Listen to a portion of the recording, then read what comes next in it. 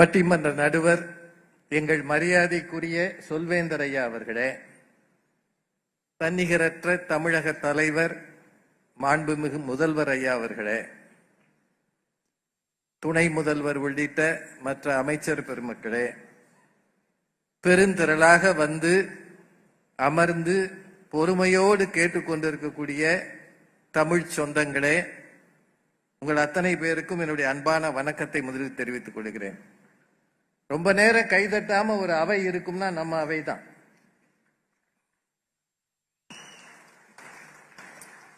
தட்டிட்டா அவங்க இன்னும் சிறப்பா பேச மாட்டாங்க.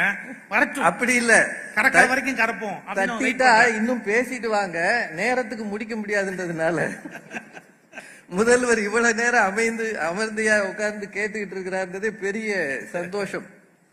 முதல்ல இப்ப பேசி முடித்த நம்ம நண்பர் ராமலிங்கம் ஐயா அவர்கள் சொன்னார், முடிக்கும் போது சொன்னார், நடுவர் ஐயா கவனிச்சிருப்பீங்க, திருவள்ளுவர் சமூகத்துக்கு தான் சொன்னார் அப்படின்னாரு. தன்னை அறியாம கொடுக்கிற ஒப்புதல் வாக்கு மூலம் அவர் தான் சொன்னார். அத அப்புறம் நெருப்பினில் துஞ்சலும் ஆகும் நிரப்பினுள் யாதொன்றும் கண்பாடு அறிந்துன்னு ஒரு குறளை அவர் நினைவுபடுத்தினார்.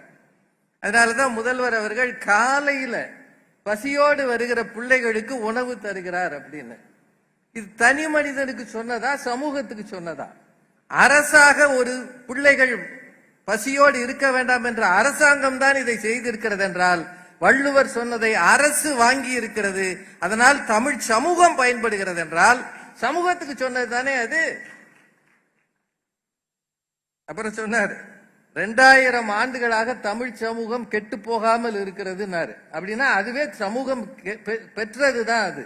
சார், இவ்வளவு பெரிய சிலையை இங்க வச்சிருக்கிறோமே, இங்க வருகிறவர்கள் தமிழர்கள் மட்டுமா வருகிறார்கள்?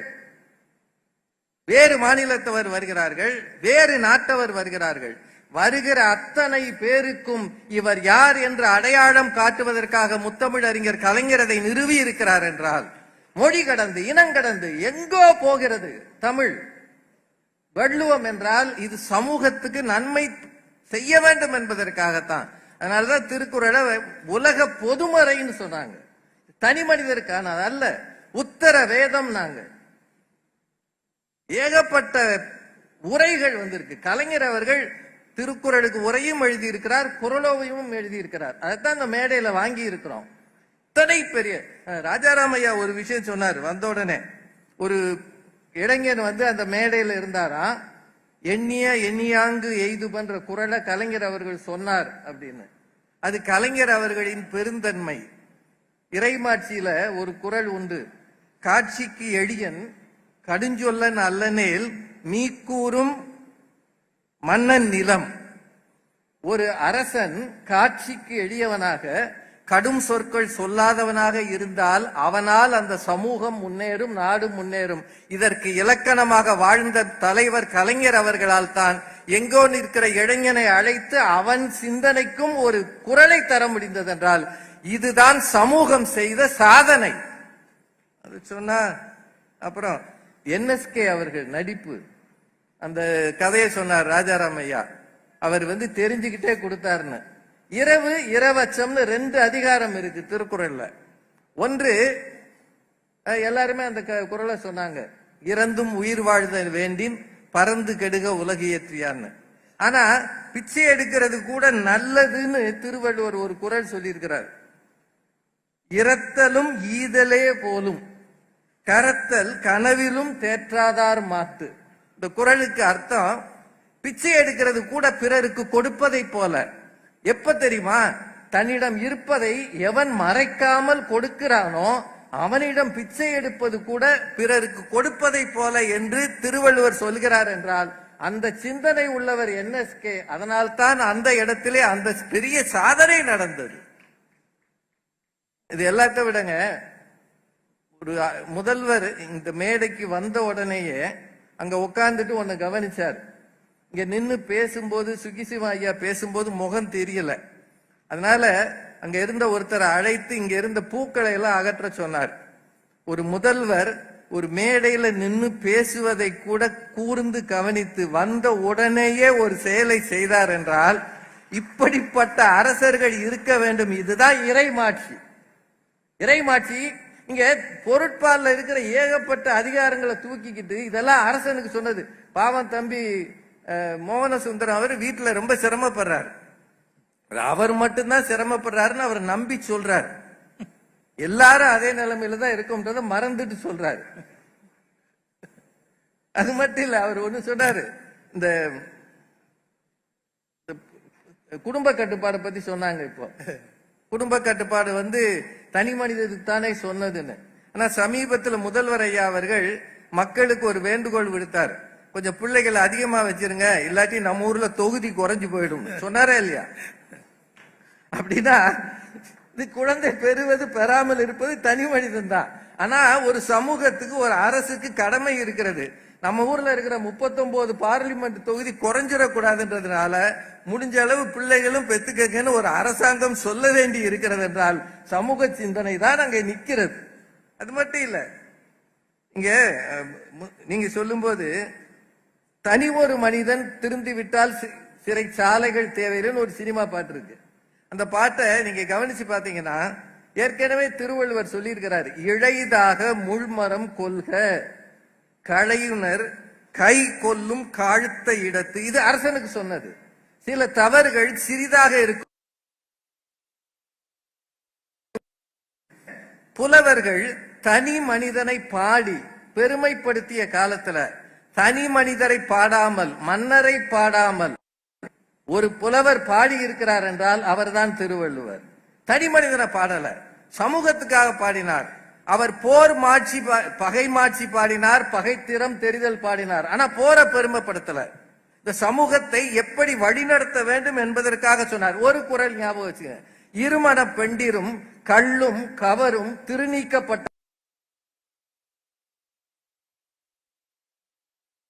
அனிபம். இருமண பெண்டிர் கள் கவரு, கவருனா சூது. இது தனி மனித விருப்பம். இந்த விருப்பத்துக்கு எதிராக திருவள்ளுவர் சொல்கிறார், வரைவின் மகரில் சொல்றார். இது மூணும் யார் செய்யக்கூடாதுன்னா, எவன் செல்வம் வேண்டாம் என்று நினைக்கிறானோ அவன் செய்யட்டும், செல்வம் வேண்டும் என்று நினைக்கிறவன் செய்யக்கூடாது என்று திருவள்ளுவர் சொல்கிறார் என்றால் இது மூன்றும் இல்லாத சமூகத்தை அவர் உருவாக்க நினைக்கிறார். இதுதான் சமூகத்துக்கானது. இது மட்டும் இல்ல, நிறுத்தினேன். அதாவது மிக குறைந்த நேரத்துல ஒரு பட்டிமன்றம் நடந்ததுன்னா அது நம்ம பட்டிமன்றம். ஒரு விஷயங்க, உழவு என்கிற ஒரு அதிகாரத்தை அந்த காலத்துல அவ்வளவு பெருமையாக வள்ளுவர் பேசுகிறார். சுழன்றும் ஏற்பின்னது உலகம், அதனால் உழந்தும் உழவே தலை. அத்தனை பேரை போய் உழவு செய்யுங்கன்னு சொல்லல. ஆனா இந்த சமூகம் முக்கியமானது என்றால் உழவுதான் முக்கியம் என்று மிக மிக முந்திய காலத்துல உழுவார் உலகத்திற்கு ஆணி என்று சொல்கிறார் என்றால் இந்த சமூகத்தில் 1000 தொழில்கள் இருந்தாலும் உலகம்தான் உழவுதான் முக்கியம் என்று சொல்லியிருக்கிறார். இன்னும் ஒரே ஒரு செய்தி சொல்லிடுறேன். சில கேள்விகள் தனி மனிதனுக்கா சமூகத்துக்கான்ற ஒரு வினா வரும். இப்போ ஒரு குறள் சொல்றார், அவ்விய நெஞ்சத்தான் ஆக்கமும் செவ்வியான் கேடும் நினைக்கப்படும். இந்த நினைக்கப்படும்ன்றது யாருக்கு சொன்னது? சமூகம் தான். சமூகம் யோசிக்கணும். அவ்விய நெஞ்சம்னா தவறு செய்கிறவன் வளர்கிறான், முன்னேறுகிறான். நல்ல எண்ணம் கொண்டவன் ஒழுக்கமானவன் தேய்ந்து போகிறான். இதை பற்றி யோசித்து பாருங்கள் என்று அவன் சொன்னது சமூகத்துக்கு. இன்னொரு குறள் ஐயா சொன்னார், அறத்தாறு இது என வேண்டா சிவிகை பொறுத்தானோடு ஊர்ந்தான் இடை.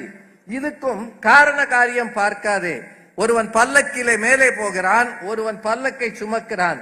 இது அறம் என்று நினைக்காதே, இது அங்கு போய் அறம் பேசாதே என்று சொல்கிறார் என்றால் அரசன் அவன் இயல்புகள், அவனது அங்கங்களின் இயல்புகள், அங்க இருக்கக்கூடிய குடிமக்களின் இயல்புகள் அத்தனையும் அவர் இந்த மக்களுக்கு சொல்லி இருக்கிறார். சமூகத்தை மாற்ற நினைக்கிறார். ஒரு குறளை மட்டும்